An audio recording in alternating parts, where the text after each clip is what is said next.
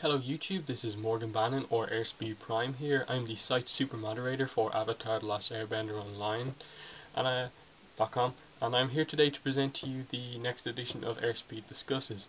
I'm doing this kind of much earlier in the week, mainly because my book that I was going to review for Airspeed Discusses still hasn't arrived yet. Hopefully later in the week.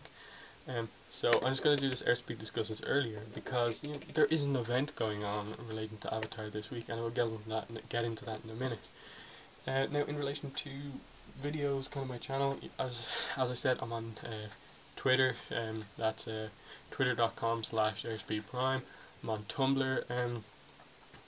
I do like lots of kind of blog things related to Avatar, Transformers, stuff like that. That's airspeed.com, airspeedprime.tumblr.com. I'm continuing to put out the episode commentaries and so on, and news videos and stuff like that. Now, in relation to Avatar news, again, Promise Part 2 is out May 30th in comic book stores and June 12th in bookstores and from Amazon. Nothing else in related to the comics. Then, just to say about Korra, I mentioned the Nick.com forums mentioning spring as the air date. Well, someone brought that up to Nick on Twitter, and they don't seem to know. But the thing is that when someone actually linked it to them, they replied with they replied with something like "You will find out, winky face," and which makes me believe that that spring is the air date. They just kind of haven't released it through a press release yet. Now that kind of winky face thing is just so annoying because it just feels like they're trolling the fandom when you sort of know it's kind of not their intent, the people there, but it just comes across so much that way since they're so against giving out information about the show. Yeah, I really hope we get a press, an announcement really soon, because people are just kind of waiting. It's been ages for us waiting for this. And what better time to announce when the new show is coming than close to today is 7 years since Avatar: The Last Airbender premiered on Nick. What better time to announce the new show than really close to this day? And that's all that's all the Avatar news there has been. So I'm gonna get straight into my topic for this week, which is gonna be basically 7 years since Avatar began. Just my discussion on that, specifically kind of in relation to 101 and 102, because they were the first two episodes that premiered that day. And I'm going to kind of do it in kind of three sections. Obviously, kind of how I felt when I first saw them, because I saw it in 2005, the day they aired. How I feel now, kind of 7 years on, having the kind of rest of the show behind me, kind of having grown up, kind of watching the show, and then kind of with us celebrating kind of today the 7 years since the first show began, the premiere of the first show. We're also going to be kind of celebrating welcoming in Korra, which is coming later this year.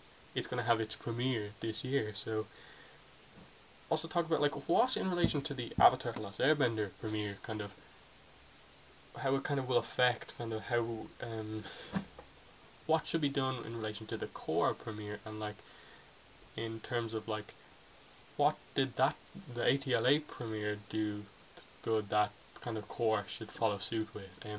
So I'm just going to kind of tell my story of how I got into Avatar.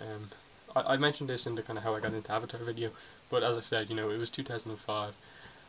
I saw a commercial for the show like a day or two beforehand, so I got up and watched it. And basically, what drew me into the show was it was the animation, because it's such a unique animation style when you kind of look at it. It's simple yet detailed, which is sort of a contradiction, but it kind of makes complete sense. If you look hard, you can see loads of details, but for the most part, it's kind of simple, nothing too complex. It's bare, it's amazing art, and the colours especially actually stand out in this show. especially the kind of the colors of the nations. You know, you've got blue, blue for water. You know, kind of red for fire, kind of dark browns and stuff for fire as well. And then you've got the kind of green, kind of yellowy, kind of and kind of earth colored for earth. And then air kind of has the white and kind of orange and obviously the blue for the tattoos as well. And they really stand out to separate the four nations, kind of. And obviously, what other things that drew me in were kind of obviously like the action. It's an interesting premise of the show with the ability to manipulate the elements and the action that allows the show to have, because on Nick they didn't really have an action show like this, and especially given that Avatar is one of those kind of animation shows that really shows like how much having a martial arts consultant on a show can help with action. Shows like Thundercats, I don't even know if Thundercats has a martial arts consultant, but you can see the kind of drop in quality of like action scenes because of like the way they do the animation in them and the seeming lack of a martial arts consultant. But that kind of stands out in Avatar, that it looks great.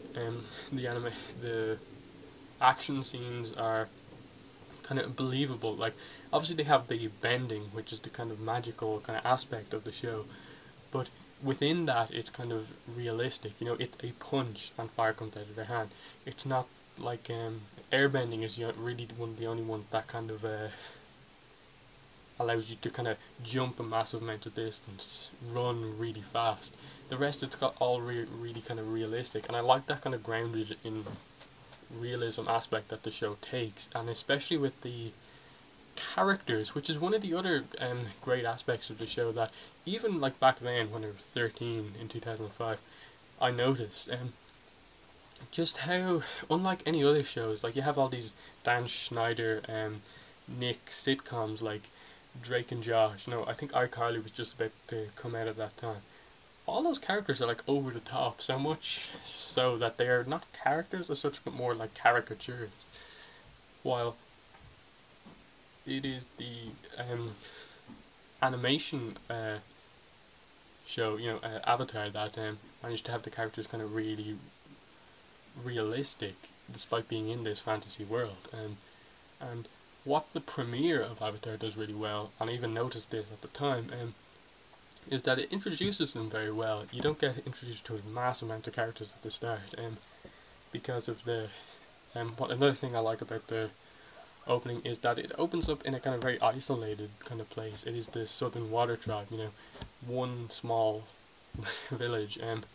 We get introduced to like Sokka and Katara at the start. Then they find Aang, and how they find Aang in like one of the most isolated places in the world.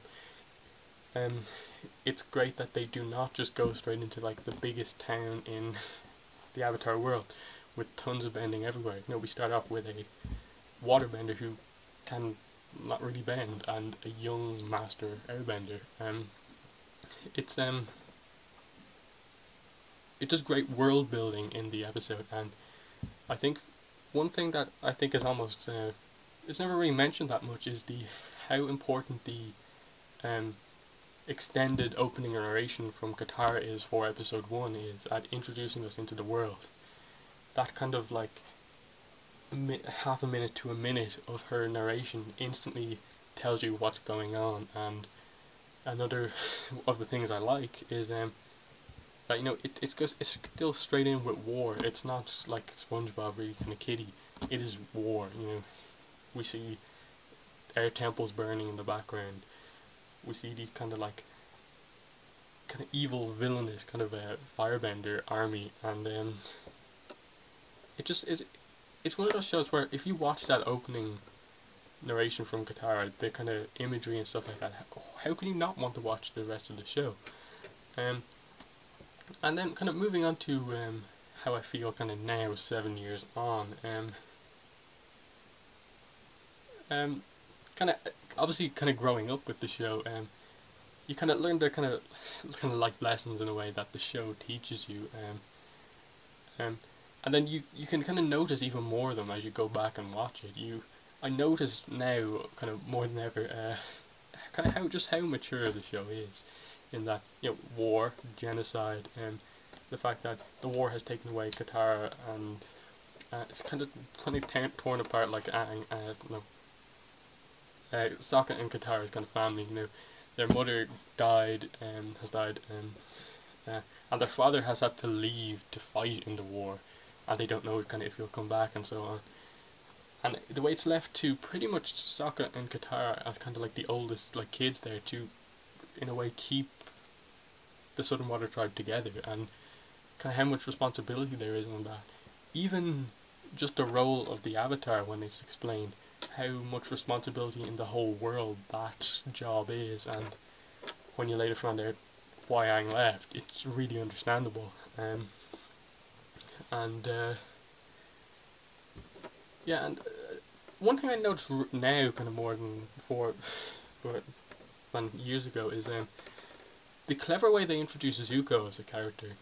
Because kind of he is like the villain of like the first 2 episodes. Because in episode 3 you find out that he is not the main villain of the show, and I really enjoy the way that it's kind of even hinted in episode 1 that it's not. There's a reason why he is the way he is. Kind of the stuff from Iroh that Iroh says in it. About like your father, your grandfather, your great grandfather tried and failed to capture the Avatar, stuff like that. You get a feeling that it's been a long time for Zuko. This is kind of this destiny that has gone on for a long time that he needs to accomplish. And when you have all the kind of rest of the show behind you, you kind of understand why Zuko is the way he is in the first 2 episodes even more. Stuff that maybe the opening didn't do that well is I think the humor kind of really stands out in the first 2 episodes, is that it's a lot more kind of kiddie, kind of Nick Kiddie than the rest of the show, because you have the kind of whole kind of snot joke with like Appa is like sliming Sokka, which never really happens again in the show. Yeah, you have the whole kind of sneeze thing, and then yeah, but it's not really that annoying, but it's definitely noticeable. And then the way they characterize Iroh in the first 2 episodes, it's almost as if they didn't quite know where they were going with him for the first 2 episodes. But then in episode 3, they have him like as he is for the rest of the show. But they're really the only few things that kind of stand out as like, oh, they're not quite as like good as the rest of it. But is there anything else I need to say? And also, you also notice kind of how good the animation is at the end of the show compared to how it is at the start. The start is still excellent, but by the end, you see such a massive improvement, and it just goes to show that everyone was like enthralled by the animation at the beginning, and then at the end they were kind of stunned by it. It's just amazing. And stuff like that, noticing kind of where it's gone from episode 1 to episode like 61. Kind of how the characters' journeys are introduced perfectly. I believe I was somewhere talking about the character's journey as presented in the first 2 episodes. Yeah, with Katara we get that she's looking for something to kind of give hope to her and the world, and that is the Avatar, which she finds like in the first episode, and only finds out that it's Aang in the second episode. So we see her kind of have this kind of confidence boost at the end of the kind of two-part opening. You know, she's gonna travel with Aang, you know, around the world, and she's gonna learn waterbending. He's gonna learn waterbending, and then they're gonna kind of try and save the world. And with Sokka, we get that he was gonna get given the task by his father. This isn't said in the first episode, but we kind of see it. That he has to protect his sister, which he does in the first episode, and also kind of we see that he thinks he is a good warrior, but actually isn't, because he's beaten by Zuko, who himself is not the best kind of fighter in the first 2 episodes. So his journey is going to be kind of like protecting his sister and becoming a better warrior and leader, to kind of make his father proud of him. With Aang, he has to like accept his role as the Avatar. He has to become the Avatar. He has to save the world. He probably has like such a big task on his hand, and it's presented to us in the first episode very well, given that he never wanted to be the Avatar, and there's kind of loads of stuff about that.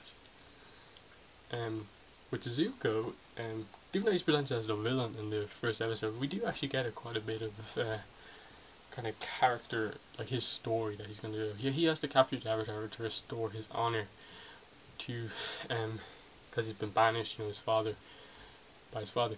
But the problem is here that like his father was the one who banished him, and he has to prove himself to his father again. So, and then we kind of we do really get that Iroh is kind of his father figure, sort of, in the first episodes, and we see that's kind of going through his head. Zuko is like horribly confused. He's doing this because he thinks this is what he has to do, when in fact, like, much of what Iroh says to him, like throughout the series, like finding his own destiny, is what he actually has to do. But Zuko's that kind of character who kind of struggles, suffers, and then finds the way. They're the main characters, and they're presented really well in the first episode. It makes you want to learn more about them, and that's probably one of the best things that the finale does. No, the opener does. So, getting into talking about how what from like the Avatar premiere should be done, kind of kept to make the core premiere good, is that introduction of characters. We know Katara is going to be in it, but we're going to have to be reintroduced to her like 70 years on. We're going to be introduced to a whole new Avatar character, a whole new cast of characters earlier on, and knowing this show, because it introduces all the characters so well, I'm really confident that it's going to do that. What it's going to have to do is kind of make the humour slightly more mature, especially from the kind of premiere of Avatar. Make it more like the stuff that it was at the end of the show, close to the end of the show, season 3 stuff. And that's one of those things. People who saw Avatar when it first started, it's 7 years on. The kids have become teenagers, adults, and the show kind of has to grow with its audience in that way.